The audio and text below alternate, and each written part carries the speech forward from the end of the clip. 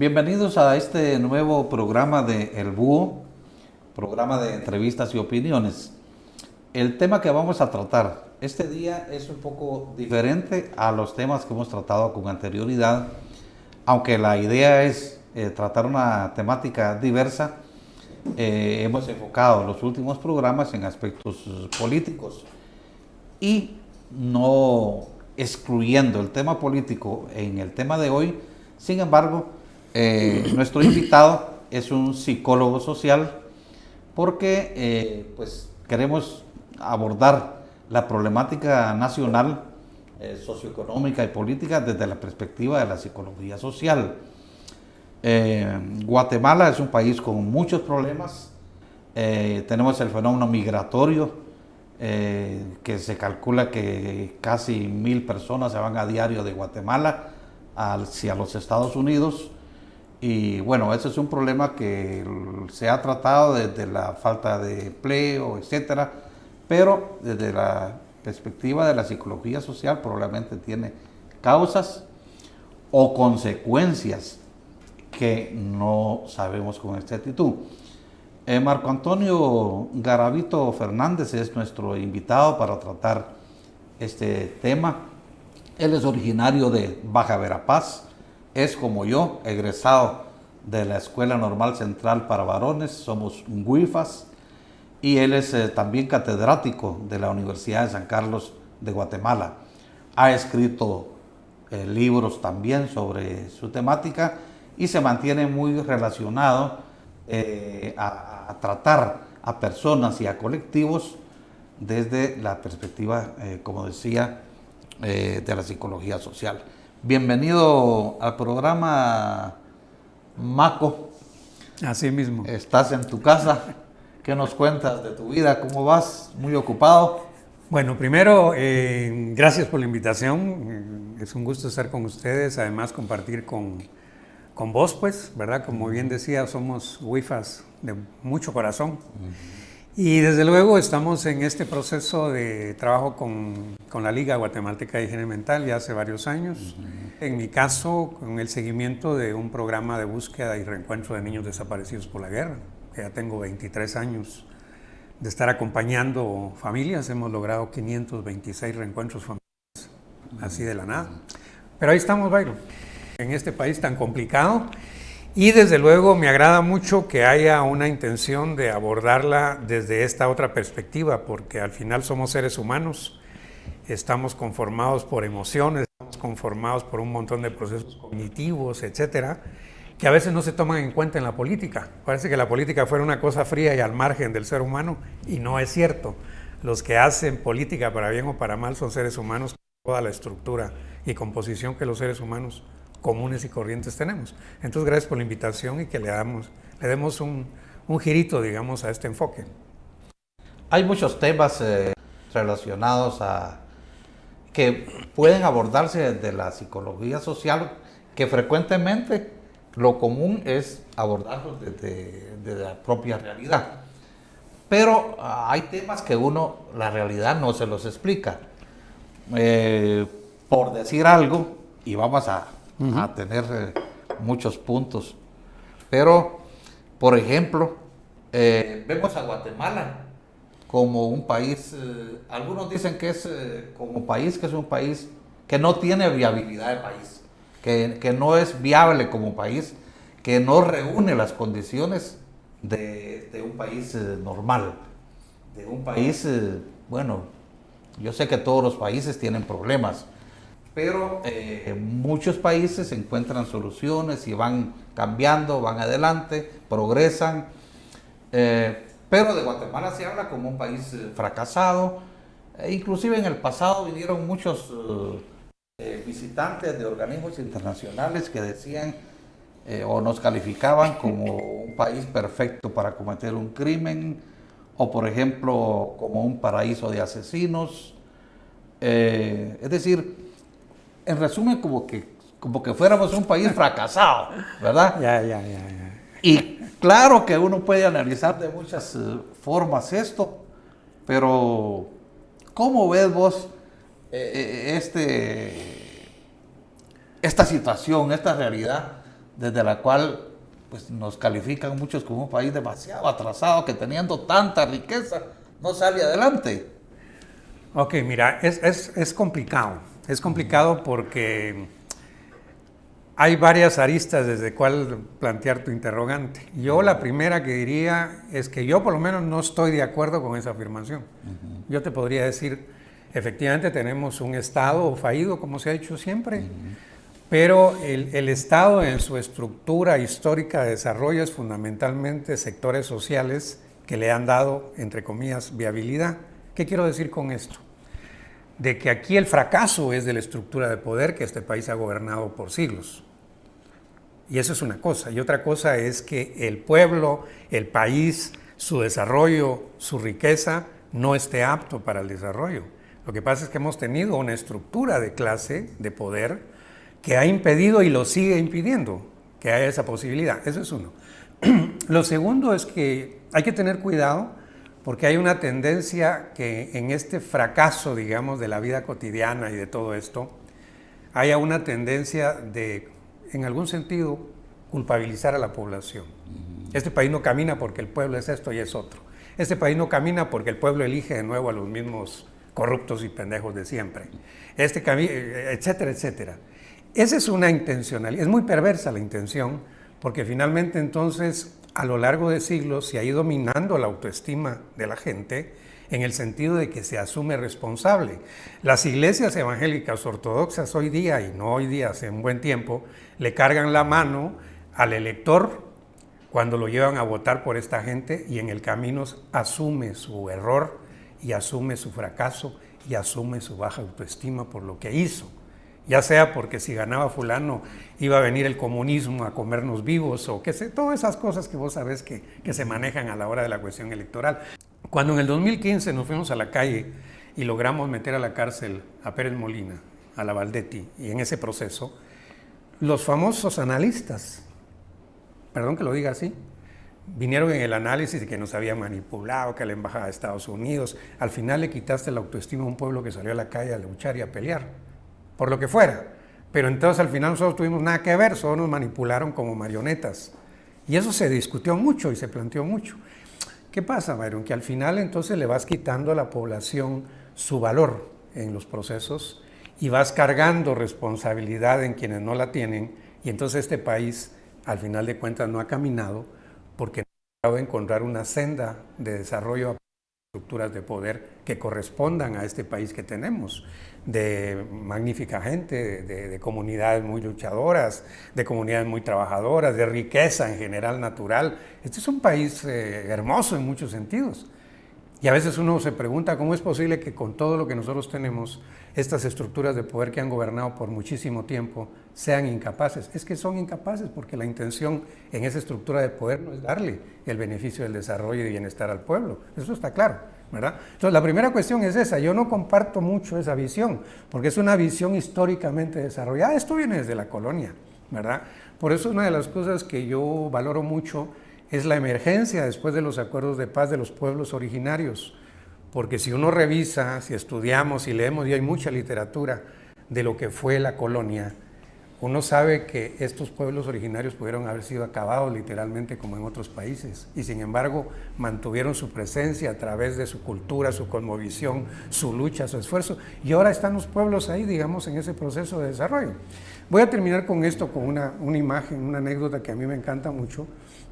Cuando termina la guerra, y yo estoy ya en este trabajo que comentaba antes, había un anciano en el área de Ixcán, 92 años entonces.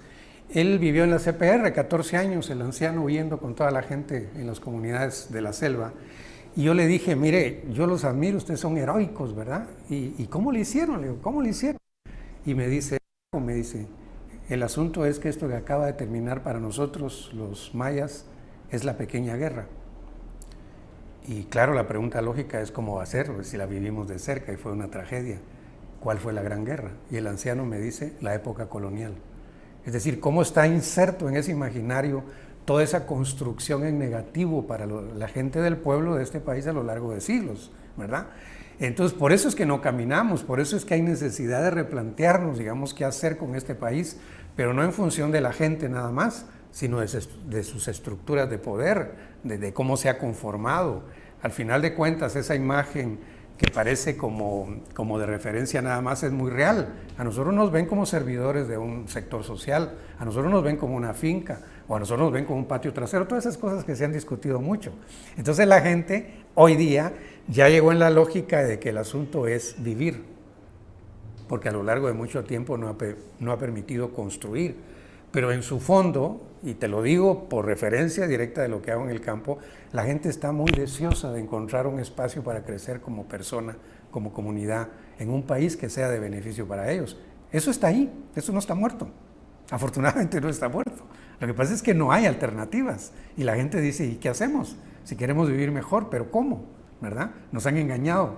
Siempre nos vienen a sacar votos, nos vienen a sacar listas y nunca pasa nada. Pero la gente sigue esperando la posibilidad de encontrar un camino político en el que pueda encontrar solución a muchos de los añejos problemas que vive. Pero no hay opciones. Creo que mucha gente efectivamente podría cambiar el país si tuviera opciones. El problema es, bueno, pienso que una de las causas es la falta de un liderazgo que sea capaz de darle al pueblo esa opción, como en otros países, Colombia, por ejemplo, un Gustavo Petro. Bueno, aquí podríamos haber pensado en un Manuel Colón Argueta si estuviéramos retrocediendo un poco en el tiempo, pero lo mataron. Entonces, el pueblo no es el responsable. ¿Quién es el responsable? ¿O quiénes son los responsables del por qué Guatemala no tiene una opción de cambio? Porque nuestros gobiernos son gobiernos muy malos, no cambian nada el país. Es decir, tenemos elecciones cada 4 años, pero el país no cambia. Es decir, tiene cambios cosméticos, ¿no? Por supuesto, hay nuevos edificios, probablemente un puente más, pero sus índices de analfabetismo, por ejemplo, son los mismos de hace 20 años. O por ejemplo, los indicadores de pobreza son peores que hace 20 años. Claro, claro. Sus indicadores en salud pues son parecidos a los de Haití. Es decir, cuesta explicarse un poco por qué no cambia el país. Son varias cosas, Mayro. Lo primero, a entender, porque al final los seres humanos vamos condicionando lo que se llama subjetividad en el mundo de la psicología. Y la realidad política se ha subjetivado y nos las han condicionado históricamente. Y dentro de eso, un elemento de esa subjetividad. ¿Por qué? Porque históricamente hemos sido un pueblo que se ha movido en el plano de dictaduras o de dictadores o de seres que son la solución a los problemas de la gente, ¿verdad? Ese imaginario individualista está internalizado en nosotros. Por eso es que para los que se lanzan a la política desde esa opción negativa, no es difícil convencer a la gente porque la convencen a partir de que hay alguien, como decía la Valdetti, estará fisiquín o no, ¿verdad? Porque estaba vendiendo el fisiquín del hombre, ¿verdad? Entonces, bajo esto, Byron, entonces hay una lógica. ¿Cómo podemos avanzar? Podemos avanzar en el plan de crear un proyecto político que no necesariamente esté basado en una imagen y en una figura. Y ese es un error que no hemos entendido, ¿verdad? Aquí no importa, yo diría, para el 2023 incluso no importa quién encabece una propuesta de oposición. A mí no me importa. Lo que me importa es cuál es el plan programático que está planteando ese binomio. ¿Sí? Por eso es un error cuando hay cualquiera de los líderes, digamos, en algunos ámbitos del país, como en el ámbito de justicia, que alguien se va exiliado y ya tiraron la lógica. Él para presidente, ella para presidente. ¿Va? Siempre andamos buscando un héroe, una heroína en esto. Sí, a mí no me importa quién encabece un proyecto en el 2023, pero que sea un proyecto consensuado de un plan programático para rescatar el Estado, que es lo primero que hay que hacer. Si nosotros no rompemos esa estructura individualista, medio de culto a la personalidad y ese tipo de cosas que aquí son tan comunes, es muy difícil, digamos. Por esa razón, insisto, es que es fácil convencer. 2, el elemento entonces es que yo les puedo decir, digamos, con conocimiento de causa, de que en este país hay una población que está cansada de este Estado. Y el COVID contribuyó muchísimo a que la gente tomara conciencia de que no hay un Estado que les brinde salud, que les brinde seguridad, que les brinde educación. Es decir, eso en lo que en sociología, vos sabés, y en política se habla como las condiciones objetivas. Este pueblo no puede estar más mal que lo que está, o tal vez sí, pero el problema es que se necesitan algunas condiciones subjetivas. Una, organización. Y las organizaciones políticas o sociales están peleando entre ellas, porque esa lógica está intencionalmente planteada, ¿verdad? Hoy estamos muchos insistiendo en la necesidad de una alianza política, social y ciudadana para enfrentar la elección del 2023, y hay líderes en organizaciones y en partiditos que dicen que no, ¿verdad? Porque ya sea por una cuestión personal o porque cualquier otra intención, pero la organización es básica, y lo que vos decías, la dirección. Casi no tenemos liderazgos, y una salida para eso, aunque no es inmediata, es que esos viejos liderazgos se vayan apartando un poquito y le den oportunidad a la gente joven de vivir su experiencia, de construir su experiencia. Pero los del pasado pareciera que tenemos la solución a las cosas y queremos estar siempre en primera línea y dando la voz cantante de lo que pasa. Eso es otro elemento subjetivo, psicológico, negativo, que no permite, digamos, el ascenso. Yo he conocido en el campo gente de los pueblos, sobre todo, que mis respetos, gente joven con mucha visión, con mucha claridad, pero nunca ves que tengan una posibilidad de emerger a la vida política y de poner en juego sus conocimientos, su pasión incluso por un país distinto, porque los viejos liderazgos no quieren moverse ni un centímetro, ni para un lado ni para otro. Y cuando te digo viejos liderazgos, te estoy hablando de la política, te estoy hablando de la justicia, te estoy hablando de muchos elementos, ¿ya? Entonces, me parece que en eso hay que tener cuidado, porque posibilidades de cambio tenemos. Yo particularmente la creo, tal vez soy muy idealista si vos crees, pero yo creo que ahorita hay posibilidades de crear un proyecto. Pero ¿qué sucede? Que por un lado vemos experiencias en otro lado.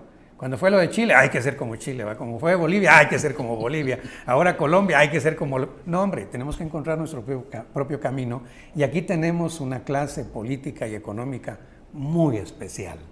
Y el camino tiene que construirse para este país.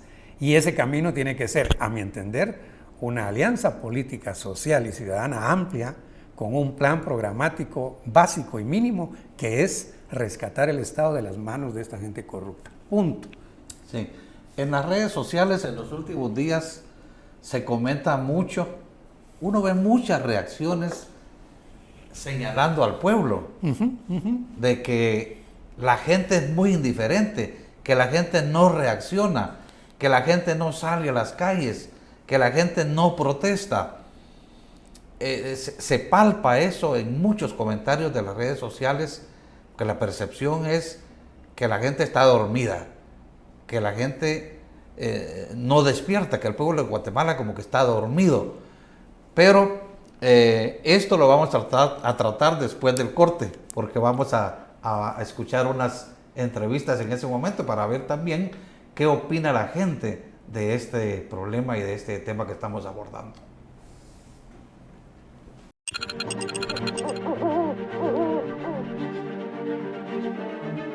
Pues yo siento que igual siguen todo, ¿verdad? Que hasta mismo el presidente de ahorita sigue lo mismo, ¿verdad? Tanto corrupción por todos lados que hay ahora, que el presidente nunca hace nada. Y pues yo siento que todo va a ser igual, ¿no? No, porque sigue igual, yo siento que está peor todavía. ¿En qué sentido cree que está peor? Por toda el alza que hay, demasiado. De todos los productos. Y como uno de ama de casa, también ve la canasta por el suelo. Eso no es justo tampoco. Empeoró. Mucha violencia. Ah, sí. Definitivamente que no. Son promesas politiqueras, solo para ganar adeptos, para que la gente sirva de escalera. Y ellos toman su posición, ellos están arriba, nada que ver con la pobre gente, ¿eh? Bueno, primero, sí puede haber un cambio positivo siempre. Simplemente si nosotros pensamos en unidad. Realmente no se trata solo del gobierno. El gobierno no es la niñera del pueblo. Entonces ahí tenemos que entender de que siempre estamos esperando que el gobierno nos solucione los problemas, no va a pasar nada. Mi opinión acerca de Cash Luna es que me parece algo hipócrita el intentar cambiar la mentalidad de las personas respecto a personas que han cometido errores. Sí, la corrupción en Guatemala es bastante alta, a nivel latinoamericano y a nivel mundial. Pero me parece algo hipócrita que este personaje venga a ponerle más sal a la herida mientras él está haciendo algo parecido. Me parece bastante incoherente, más cuando se hace llamar un representante de Dios con su palabra.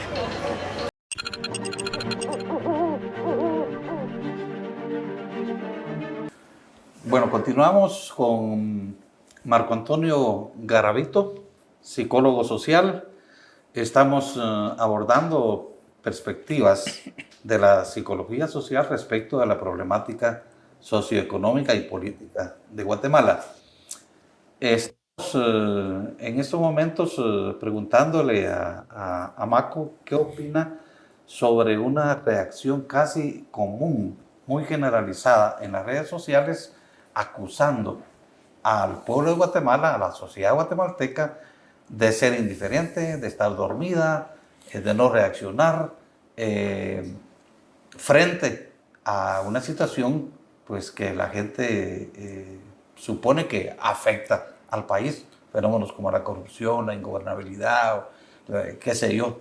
Pero se dice pues mucho en las redes sociales que el pueblo está dormido, que no despierta como otros países donde la gente sale a las calles, protesta, se moviliza y entonces provoca cambios. Yo creo que hay dos cosas, digamos, para interpretar. La primera es que los seres humanos, como especie, digamos, tenemos la particularidad, en este país mucho más, de que cuando sufrimos ciertos efectos en nuestra vida o en la vida que nos rodea, intentamos buscarle explicaciones, porque uno necesita explicarse por qué razón las cosas no están bien. Y hay una tendencia cuando vos no tenés una subjetividad objetiva de la realidad y de los fenómenos y de por qué pasan, y es buscar la responsabilidad en los sectores más débiles siempre de esa sociedad. Por eso es, en temas de agresión, de violencia, de esas cosas, siempre la juventud y la niñez son los sectores más vulnerables, o la mujer, porque son los sectores más débiles. Entonces, cargamos hacia allá toda esa agresividad retenida, vos la canalizas hacia algún sector. Y en este sentido, en lo político, sucede un fenómeno parecido, ¿verdad? Entonces, al final, el pueblo es el culpable, ¿verdad? Porque habría que salir así como de manera espontánea, ¿verdad? Que nadie convoca y todos se van a la calle y nos vamos y qué sé yo. Eso no funciona así, pero la explicación que la gente le da es así. Eso es uno. La segunda es que puede ser señalamientos, en algunos casos, intencionados. Porque desde el punto de vista psicológico, en la medida que vos le metas en la gente la idea de que no sirve, entonces no va a actuar, no se va a movilizar, no va a unirse, no va a reclamar. Eso es perverso, pero desde los medios mismos de comunicación vinculados a los sectores de poder, hay esos procesos intencionales de hacer sentir a la gente culpable de lo que pasa. Si a eso le sumas que muchas iglesias están cargándole al ciudadano la culpa de lo que ocurre, acordémonos con Jimmy Morales, ¿verdad? Es que no, es decir, Dios es el que pone a los gobernantes y por eso hay que respetar a Jimmy Morales, porque si no va uno en contra de Dios. Porque las iglesias, no las nuestras, sino en el mundo, toda la vida y toda la historia de la humanidad se han movido en relación a dos principios: meter el miedo y meter la culpa.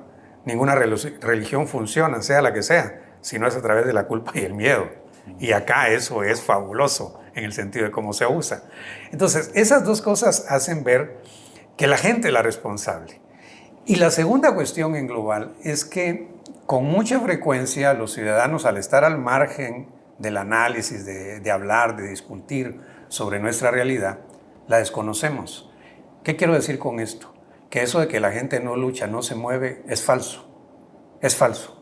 Si uno va al campo, yo te puedo decir aquí dos ejemplos y se conoce públicamente. Uno es todo el tema de la lucha por el agua y por la tierra en la región de Izabal. Y ahí las comunidades están movilizadas, incluso le ganaron un juicio en la Corte de Constitucionalidad a la empresa. 5 años que los tuvieron entretenidos y se la ganaron. Eso se dice fácil. O el hecho de que en la comunidad norte de Huehuetenango, de San Mateo y Ixtatán, finalmente las comunidades de Isquisís y Pojón hicieron que las empresas mineras que estaban destruyendo ese hermoso valle de Isquisís se fueran y les dieran la razón. pero fue una lucha de muchísimo tiempo. Y esa para la gente no existe. Es decir, ahora, si vos decís, es que la gente no lucha porque te estás hablando de la gente de la ciudad, tenés también una visión un poco discriminatoria y racista de lo que este país es, porque al final la realidad está en función de la ciudad y de la gente ladina y mestiza que aquí vivimos. Y el mundo de allá es otra cosa. Es decir, hay muchos fenómenos subjetivos que hay que entender, pero este es un país de luchas. En el tema del campo, créanme que hay una lucha permanente por muchos temas. Y hay mucha organización social en esas luchas. Lo que pasa es que no las visualizamos. Es cierto, la ciudad, si lo puedo decir así, pero no me gusta, se ha acomodado porque efectivamente tenés resuelto una serie de cosas, ¿verdad? Yo lo decía respecto a la universidad donde doy clases, la de San Carlos, yo lo decía en una plática no hace mucho, ¿qué hubiera pasado, por ejemplo, si este rector fraudulento y esta administración fraudulenta hubiera decidido no pagarnos a los profesores ni a ningún personal de la universidad? Porque nos están pagando, ¿verdad? Nosotros estamos cobrando nuestro sueldo mensualmente. Pero si no nos hubiera pagado, ¿qué hubiera pasado? En esas manifestaciones de reclamo habrían miles de gentes, entre docentes y administrativos. Pero como tenemos nuestro salario, estamos más cómodos, ¿no? No sé si me explico. Sí, desde luego que luchas hay. Y hay que tener cuidado porque, termino con esa afirmación, que la creo mucho, hay una intención de hacer creer que la gente no sirve, que la gente es la culpable. Y eso es perverso porque en la medida que yo lo voy entendiendo y asumiendo, entonces como ciudadano no hago nada, me vuelvo más fatalista, actúo menos, porque al final han cargado en mí la idea de que no sirvo, que no lucho, que no reclamo, que soy indiferente, que me lo creo, ¿verdad? Sí. Vos mencionaste el factor religioso y traigo, por cierto, a colación una parte de la prédica que hizo hace unos días un renombrado pastor, Carlos Luna, autodenominado Cash Luna, probablemente por la forma en que pues crea sus ingresos, ¿no? Muchas ofrendas y también en algunos años se reportó que parte de la construcción de su obra Casa de Dios había sido con dinero producto del narcotráfico y de lavado de dinero por la alianza de Cash Luna con Marjorie Chacón, una mujer que se le llamaba la Reina del Sur y que fue condenada en Estados Unidos precisamente por narcotráfico y lavado de dinero. Pero, bueno, esto ya se ha difundido mucho en las redes sociales y probablemente no vale la pena reproducir lo que dijo, pero se alegró de que estuviera preso el periodista José Rubén Zamora y también se alegró o justificó que se hubiera ido del país el ex procurador de los derechos humanos, Jordán Rodas. Y él dijo que los corruptos se van como las culebras, pero hizo lo que hace el Ministerio Público, o sea, perseguir a los que luchan contra la corrupción. En este caso, los que se van son los corruptos, no las personas que ellos atacaban desde sus trincheras. Entonces, el factor religioso también influye mucho, siento yo, porque confunde a la gente. ¿Qué piensa un feligrés de lo que dijo Cash Luna? ¿Será que asume la actitud de justificar esta represión? Entonces, ¿será que otros pastores lo hacen? Y bueno, uno saca también a cuentas cómo en Guatemala se organizan desayunos de oración donde participan empresarios, dirigentes políticos, funcionarios de gobierno, y donde se asume toda una conducta estatal y política religiosa, que yo no sé hasta qué punto lo comparte el 100% de la población.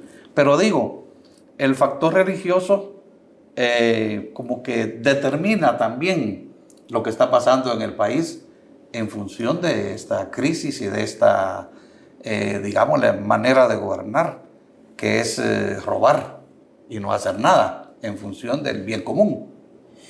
Mira, sí, pero esto es algo que estratégicamente se construyó. ¿verdad? Vos y quienes nos escuchan lo conocerán o nos ven. Desde el documento de Santa Fe de Ronald Reagan se sitúa a las iglesias evangélicas como la gran estrategia para detener los cambios en América Latina. Y eso está ahí, ¿verdad? Tras todo el proceso represivo que se da durante la guerra, sobre todo para los predicadores de la palabra, los líderes comunitarios católicos de Acción Católica, así como se iba arrasando y masacrando, atrás venían fundándose las iglesias evangélicas. Y mucha gente migró al evangelismo como un recurso para salvar la vida. Eso está bastante bien documentado, porque atrás de las iglesias venía ropa, venía medicina, todo lo que venía de Estados Unidos. Esa estrategia está planteada en el documento desde el gobierno de Ronald Reagan. ¿Y qué sucede? Por eso es que quienes conocemos, ustedes que conocen, saben que hay una aldea en X lugar del país, pequeña aldea, y hay 3 iglesias evangélicas en esa pequeña aldea. Son mecanismos de control. No es una cuestión religiosa. Yo, como ustedes, conocemos gente religiosa que mis respetos en su postura de vida, en su relación con los demás. Y esto que dice este señor Luna no es una posición de la iglesia. Este es un traficante de la religión, el que está hablando.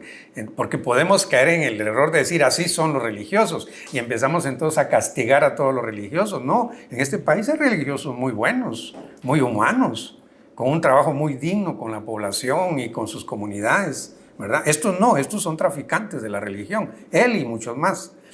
Pero lo que sucede es que como esto se ha instalado en este proceso que trato de explicar desde hace mucho tiempo, entonces tienen control de la población a partir del fenómeno religioso, porque es control, es poder, ¿verdad?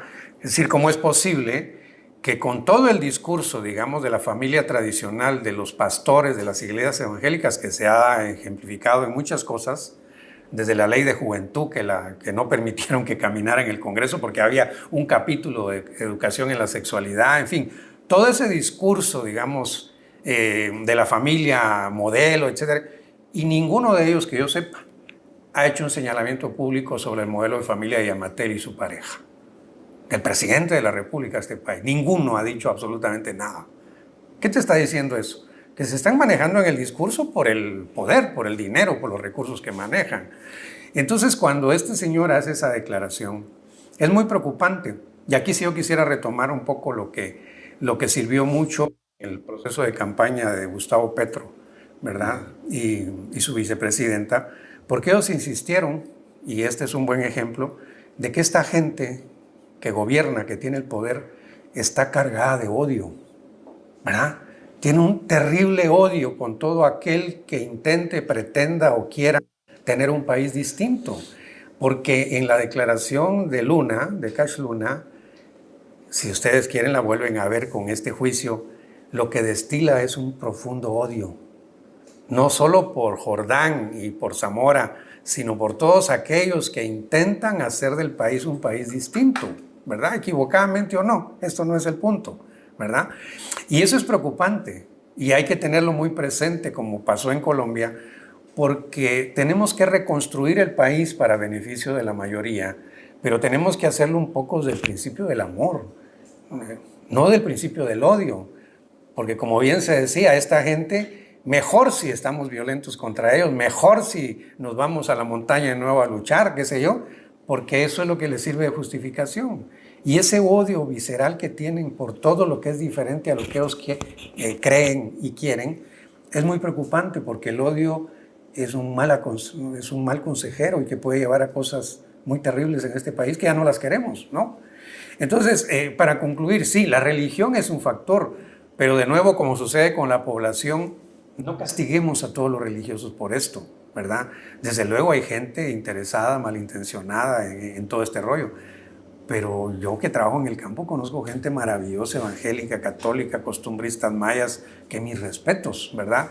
Siempre lo que puedo lo digo, ¿verdad? En este clima de qué significa vivir en un país con tanta cultura religiosa, con una señora que visito en el norte del país.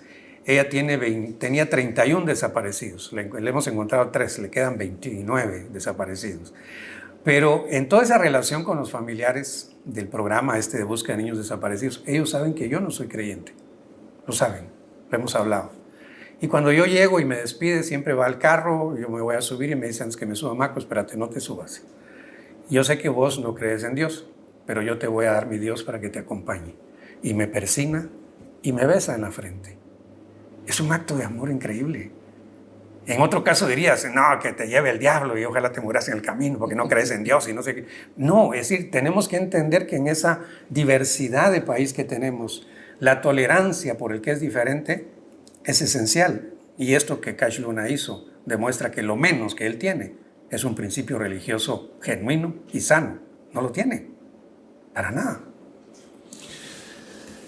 En esa perspectiva también es importante escuchar tu opinión acerca de la corrupción. Yo a veces siento la corrupción en muchas personas como una enfermedad, porque existe un aborazamiento desenfrenado. Es decir, cuando uno ve a personajes que hacen dinero de los recursos públicos, por ejemplo, un contratista que en 2 años ha recibido 1.000 millones de quetzales, bueno, y que le siguen dando. Y así hay muchos ejemplos de personas que hacen mucho dinero. Pero cuando digo que lo veo como una enfermedad es porque si tienen 3 carros, quieren tener 6. Si quieren un yate, quieren tener 2 yates. Si tienen una casa en Puerto Barrios, quieren tener otra en Liquín y otra en Miami. O quieren tener helicóptero, o quieren tener avioneta. Es decir, que es un aborazamiento desenfrenado de tener más y más y más dinero cada día. Bueno, a base del recurso público, porque hay empresarios que hacen dinero legítimamente, ¿verdad? Pero en este caso de los recursos públicos sí es un poco preocupante que haya un desenfreno, digamos, como una especie de vida loca. Lo que pasa es que hay que tener cuidado, Byron, porque cuando decimos que es una enfermedad, entonces podemos correr el riesgo de que para solucionarlo necesitamos 40,000 psicólogos y psiquiatras. No, ese es un fenómeno social relativamente normal. A ver si me explico. El asunto es que hay rasgos de personalidad que están afectados en la salud mental, pero no son patológicos. Voy a poner un ejemplo. Alguien se lanza para diputado, 40,000 electores lo llevaron al Congreso, llega al Congreso y al mes lo compran y se quita la playera del partido donde llegó y se pone otra. Nunca le preguntó a sus electores si lo podía hacer porque fueron los que lo llevaron ahí. Ese es un rasgo de insanidad mental. Pero ese hombre no está para llevarlo al neuropsiquiátrico. No sé si me explico. La salud mental tiene afectaciones en la cotidianidad y el tema de la corrupción es igual. Si vos creces al amparo de un Estado donde cada vez más lo importante es tener y no ser, a vos te valoran por lo que tenés, no por lo que sos. Es buena persona, pero ni carro tiene, ¿no? Es decir, no vale la pena, ¿sí? Entonces hay un afán por acumular porque la sociedad te va a respetar, hasta te va a temer si vos tenés cosas. 2, construís un Estado donde el fenómeno de la corrupción tiene una característica para reproducirse y es la impunidad. Si tan solo la impunidad, la lucha contra la impunidad funcionara, que era lo que pasaba con la CICI, ese fenómeno se retrotrae. Pero como acá vos robás y no pasa nada, ¿hace cuántos años, recuérdense, cuando en el Congreso se perdieron 82 millones de quetzales? Creo que en la administración de Meyer, o no me acuerdo. Sí, de Eduardo Meyer. ¿Quién está preso por eso? ¿Qué pasó con él? No pasó nada. Entonces, si vos robás y no pasa nada, volvés a robar. Si violás y no pasa nada, volvés a violar. Si matás, etcétera. Es decir, el gran fenómeno que reproduce la corrupción en Guatemala es la impunidad. Y este es un país y un Estado impune, absolutamente impune. Dicen cosas los funcionarios que en cualquier otro país se van presos, ¿verdad? Acá no, podés atacar verbalmente, amenazar al juez Gálvez que lo vas a llevar preso por no sé qué y no pasa nada, no hay ninguna acción del Ministerio Público. Pero esas son cosas de la normalidad de este sistema. Y lo que necesitamos son medidas sociales y políticas y jurídicas en este caso para ir modificando. Por eso es que el problema es complicado.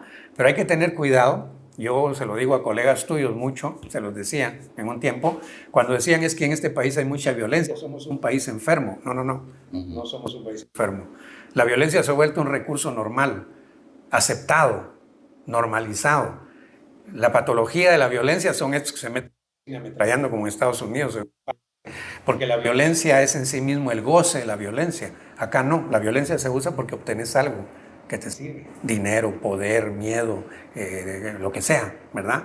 Entonces, la corrupción, ese es el gran fenómeno, por eso es que hay que replantearnos en el futuro este tema que hacía la CICIG, porque efectivamente había logrado retroceder ese fenómeno de impunidad. Ahora aparecen las maletas de dinero allá en la Antigua y resulta que nadie sabe quién son, ¿verdad? Y como que nadie va a ser culpable de esos 122 millones que encuentran en una casa. No, es decir, claro que eso lo va a reproducir, pero no le demos categoría de enfermedad porque entonces podemos equivocar la solución. Si son enfermos, la solución es una. Si son entes políticos, la solución es otra. Antes se decía que 20 personas cada hora se iba para Estados Unidos. Ahora, yo leí hace poco un informe que hablaba de más de 1,000 personas que se van cada día hacia los Estados Unidos. Eso, pues, es un problema grave para un país.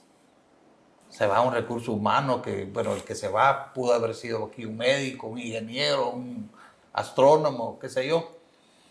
Y luego las secuelas que deja en la familia que se queda también. Supongo que en tu campo han trabajado ustedes. Y lo hemos visto muy de cerca porque trabajamos en las comunidades que migran, ¿no? Este dato que vos das es más grande, bueno, sí, ¿verdad? Yo conozco, por ejemplo, el paso del río Sumacinta ahí en Benemérito, que está al lado de México. Ahí los lancheros pasan alrededor de 500 personas al día, solo en ese punto, solo en el punto del río Sumacinta. Entonces sí, es el reflejo de un Estado que no funciona y que la gente tiene el derecho de buscar qué hacer con su vida, porque algunos los cuestionan, pero ¿qué haces? ¿Verdad? ¿Qué haces? Te vas buscando y además hay ejemplos que han demostrado que la gente va y rehace un poco su vida desde lo económico y el mejor ejemplo de eso es que este país sobrevive económicamente por las remesas. Es que si no hubieran migrantes, esto sería el absoluto caos económico, ¿verdad? Y a veces hasta los criticamos y los cuestionamos. Yo lo dije recientemente con lo de la selección de fútbol. Ahora no solo mantienen la economía de este país los migrantes, sino que nos han nutrido la selección de futbolistas formados allá, pues de migrantes. No, ese es un fenómeno humano histórico. Es un fenómeno que sigue ocurriendo en todas partes del mundo. Y en Guatemala ocurre porque tenemos un Estado ineficiente. Y la gente tiene el derecho de buscar. Yo no soy de los que le puedo decir a alguien, mire, no se vaya, porque me dicen, mire, Maco, me voy a ir. Tengan cuidado, organícelo bien, vea con quién se va, defina bien su proceso. ¿Pero qué le puedo decir? Yo no se vaya. Si tiene una familia paupérrima, tiene una familia en la pobreza y finalmente logran llegar, porque casi todos logran llegar.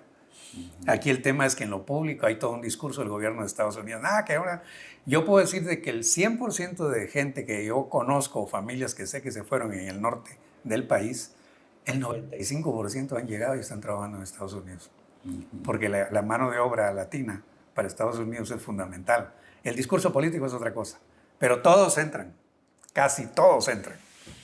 Vamos a volver con este tema dentro de un momentito.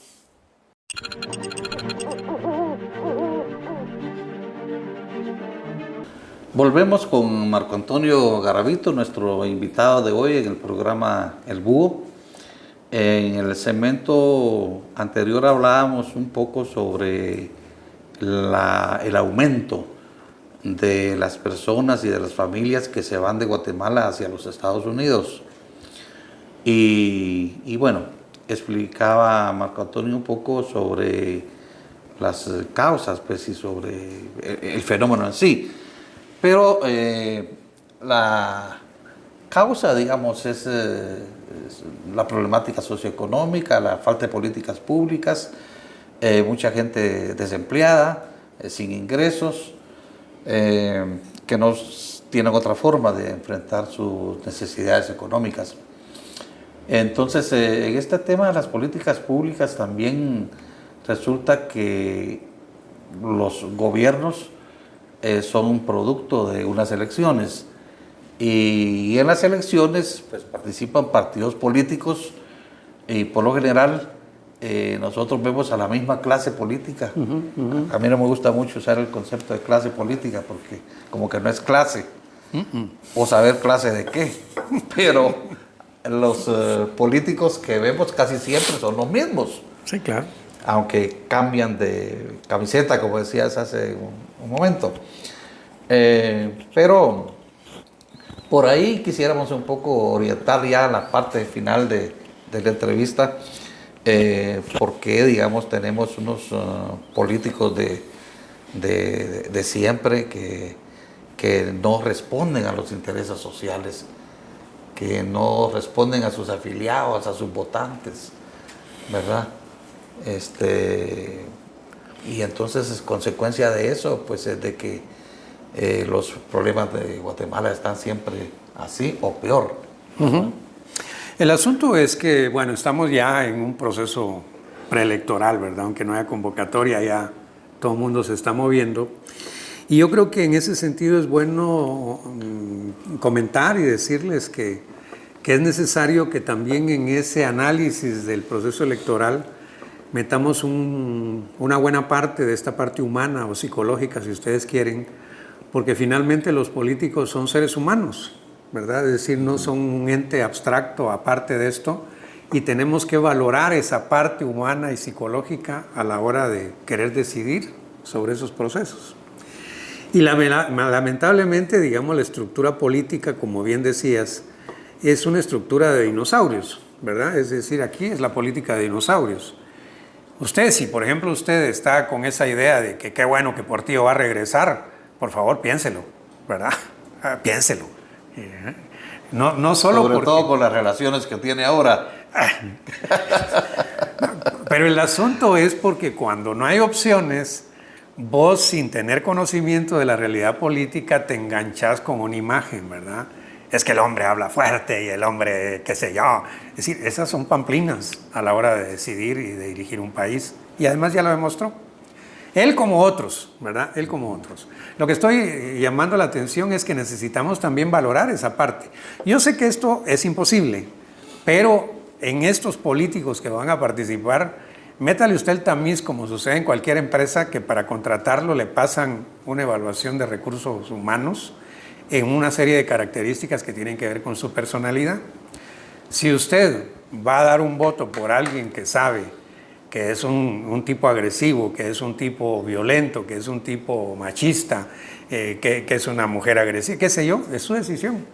Pero métalo por lo menos al tamiz, digamos, al análisis de lo que va a pasar. Porque por esa razón es que nuestra política tiene tanta deformación. En psicología social hay un síndrome que se llama síndrome de Ibris, que caracteriza cabalmente el tema del poder político. Y plantea que en países como los nuestros, por eso el ejercicio repetitivo del poder es muy perjudicial desde el punto de vista humano y psicológico, porque va generando determinadas personalidades en los políticos. Y estos tienen décadas, imagínate, ¿va? No estoy hablando de un periodo. Por eso en la elección pasada, si mal no recuerdo, yo fui de los que públicamente peleé mucho porque no hubiera reelección, no solo para la presidencia, sino para las diputaciones y las alcaldías, porque cuando se repiten, el riesgo es que el síndrome de Ibris los alcance. ¿Y qué significa este síndrome en corto? Uno, se empieza a generar todo un culto a la personalidad. Aquellos que rodean, que sacan ventajas de todo eso, hacen creer al alcalde, al diputado o al presidente de que es un dios. Entonces las puede todas y de repente resulta siendo un tipo agresivo en sus declaraciones, en sus posturas, y alguien dice, no, pero si él no era así, se le subió el poder, se le subió el culto a la personalidad. Ya, eso es uno. Dos, el ser infalibles, el no apoyarse en otros para tomar decisiones.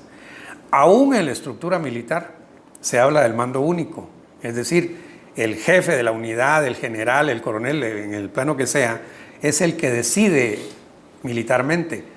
Pero cuando es un mando democrático, para decirlo así, consulta, pregunta, evalúa y toma su decisión y es responsable de lo que ocurra, pero pregunta. Aquí los políticos no preguntan nada, ellos son infalibles, ¿verdad? Es decir, no pasa nada. Entonces resulta que ese fenómeno de empezar a construir una deformación en la personalidad en los políticos nuestros es común. Vean ustedes, veámoslo, que a alguien le dan un cargo en un X ministerio, no digo ni siquiera ministro, pero pongamos ministro, y se anda moviendo en carros blindados con un séquito de guardaespaldas como que fuera el rey de Inglaterra, ¿verdad? Y es un ciudadano que nadie conoce y ni siquiera lo andan persiguiendo, pero se asume como el todopoderoso. A él le pasa lo que un querido amigo que ya falleció, un psiquiatra, decía, él acuñó un término muy interesante que se llama el síndrome de la suburban, ¿verdad? Que pasa en los seres humanos, como le pasa al que anda en la calle en una suburban, que es un enorme carro, y entonces como el de la camioneta o el tráiler, se siente poderoso y le pasa encima a cualquiera, y obliga a un carrito chiquito a tener que hacerse a un lado. No sé si me explico, ¿no? Ese fenómeno de los políticos es común aquí, pero es un fenómeno humano. Y usted como elector va a decidir esa parte humana también, no la soslaye. Aquí no es solo lo que le regalen, no es solo el discurso que echen. Valore, porque sobre todo en las comunidades, en las alcaldías y diputaciones no tanto, pero alcaldías, la gente conoce a sus candidatos, sabe quiénes son, de dónde vienen, qué hacen. Y por último, la necesidad de la famosa auditoría social. Usted eligió un alcalde, cáigale encima cada rato a preguntarle cómo van las cosas, no se olvide, usted lo eligió y tiene que exigirle que cumpla, y si no, tiene que presionar para que cumpla, porque esa parte humana también juega no solo para el alcalde, el diputado, el presidente, sino juega para nosotros. Si usted cree que su rol, como se decía en Chile hace muchísimos años, vivimos en una democracia de los 5 segundos, que es el tiempo que uno tarda en hacer una cruz, y de ahí para adelante uno ya no vale, ni hace, ni exige. No, hombre, esa democracia no sirve. Usted eligió, exíjale al que le eligió, ¿verdad? Juegue su rol ciudadano. Así vamos a empezar poco a poco a cambiar. Esto no es magia, esto no es un acto de Houdini, ¿no? Es decir, esto es un proceso que tenemos que empezar, pero también empieza por ustedes en ese sentido, no que sean culpables de lo que pasa, pero uno tiene que exigir y tiene que valorar esa parte humana, porque si no va a elegir un cuate con deformaciones que solo le va a llegar el poder y se va a ir hasta el cielo y va a creer que es el mismísimo Dios. Hagamos un checklist. Un psicólogo social, ¿qué le pediría a un votante como requisitos para votar por un candidato a alcalde o un candidato a diputado o un candidato a presidente? Infórmese. Edúquese de ese sujeto que le está proponiendo. Que se informe. Sí, que se informe. ¿De quién se trata? Y además del contexto político, porque a veces yo elijo, pero no sé qué está pasando en la política en general. Y como los medios de comunicación no se precien cabalmente de darnos información, yo diría infórmense. Cualquier decisión en la vida informada es mejor. Usted quiere ir a hacer su paseo el día domingo, pero se va a agarrar el carro, la camioneta, lo que sea, y se va a ir sin saber a dónde va, posiblemente va a tener problemas, porque resulta que el carro se le atascó entre el lodo. Infórmese a dónde va. Es lo mismo en la política y en cualquier campo. Eso es uno, información. Ajá. 2, es que tiene que estar encima del candidato, ¿verdad? Nosotros hicimos un ejercicio en Chimaltenango, hace unos años tenemos un programa que se llama Mi Territorio Sin Violencia, y los niños de las escuelas en las que trabajamos convocaron a todos los candidatos a alcaldes de sus municipios, eran 4 municipios, hicieron un panel desde los niños y les pidieron, y les dijeron, alguno de ustedes va a ganar, entonces, ¿cuál es el compromiso con la niñez? Y ese chanzo, discurso y todo lo demás. Entonces, cuando terminó el panel, viene un chico, un adolescente, y lleva una carta. Y les dijo, bueno, aquí está el compromiso, por favor fírmelo cada uno en el compromiso que tienen con nosotros los niños y jóvenes de este municipio, porque alguno de ustedes va a ganar. Y algunos no quisieron firmar. Ya desde ahí, pues, sabías que la cosa iba mal. Entonces, ¿cómo te vinculas más allá del voto? La auditoría social. Es decir, no pelear, esa no es la idea, pero acercate, decirle qué está pasando. O sea, usted ofreció esto, ¿por qué no va? ¿Ya? Organizante para hacer eso. Es una actitud ciudadana, diría yo, más activa, que es lo que no tenemos. Sí. El ciudadano vota y se olvida. Eso no puede ser. Sí, es un poco difícil porque, bueno, la gente tiene que ingeniárselas para conocer en su inmediatez, digamos, a su candidato a alcalde, por ejemplo. Si ya ejerció por una vez el cargo de alcalde, hay que ver qué hizo. Claro. Si vale la pena lo que hizo para volver a votar por él. Y si no, no votar por él. Ahora, votar por alguien que pertenece a un partido, pero que en estas elecciones viene con otro partido. ¿Es prudente? Sí, porque mira, el asunto de las alcaldías sobre todo es que la gente, hay que decirlo muy claro, no vota por un partido. Vota por el candidato que lo conoce, que de alguna manera es de la localidad o del sector. Los partidos son la vía, porque así lo dice la ley, ¿verdad? Y los comités cívicos, así lo dice la ley. Pero la gente no vota por el partido, ni siquiera para diputaciones, ¿verdad? Entonces, claro que sí, si el candidato es bueno y está en un partido y en otro, pero hizo lo que ofreció para la gente, pues hay que votar por él. Sí, de eso se trata, ¿verdad? De que el ciudadano se beneficie por su diputado, por su alcalde, por su presidente, en lo que ofreció hacer, ¿verdad? Y que no diga, yo prometo que voy a acabar con las SAS, y no pasó nada. Pues por lo menos decíselo públicamente. O que iba a disolver el Parlamento Centroamericano. Igual, ¿verdad? Si un alcalde te dice mentiras, entonces claro, si vos volvés a votar por él, pues ni modo, en la vida también hay que asumir costos. Afortunadamente en Guatemala no hay reelección presidencial, ¿verdad? Pero sí la hay para otros cargos.